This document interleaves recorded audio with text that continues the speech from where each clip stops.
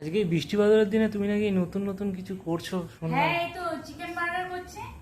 ও আর তার সাথে চিকেন তোমার চিকেন পকোড়া আছে, আচ্ছা। স্যালাড আছে, এগুলো করছি। এটা হয়ে এসছে।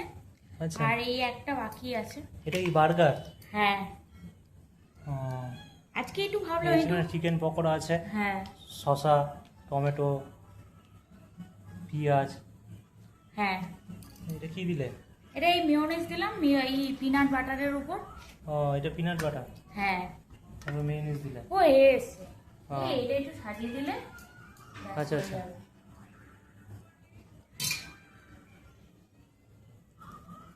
এটা আবার কি দিচ্ছ? এই যে চিকেন, ও, চিকেন গুলো একটু মানে ভেঙে দিচ্ছি, বুঝলে তো, তাহলে খেতে আচ্ছা, বেশ আচ্ছা। ভালো হবে, নাহলে একেবারে জটলা হয়ে থাকবে। এর উপরে কি টমেটো দিলে? টমেটো চলে যাচ্ছে, তারপরে এই যে পেঁয়াজ পাতলা দিচ্ছ? পাতলা করে কাটা পেঁয়াজ, হ্যাঁ।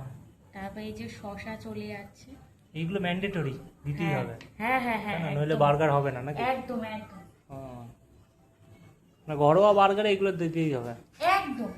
হ্যাঁ। তার মধ্যে তো আজকে তো মানে এগুলো হচ্ছে এক্সট্রা, তাই না? ও, এই পকোড়াগুলো। হ্যাঁ, ও, তো এই যে সস হয়ে দেবে গেল। না? Sauce, tomato sauce? Tomato sauce তুমি আজকে বলেছো না পিনাট বাটার দিয়ে করতে, আর জন্য টমেটো সস দিতে বারণ করে দিলে না, ওই জন্য আর দিই না, এই পকোড়ার সাথে টমেটো সস চলবে তো? ও আচ্ছা আচ্ছা, তাহলে দিয়ে দিচ্ছি। ও, আচ্ছা আচ্ছা, তার ঠিক। দাঁড়াও একটু দাঁড়াও, এমনি হয়ে গেছে আমার করা। কমপ্লিট। হ্যাঁ, আমার করা কমপ্লিট হয়ে গেছে। এবার তাহলে দিয়ে দেবো, এই যে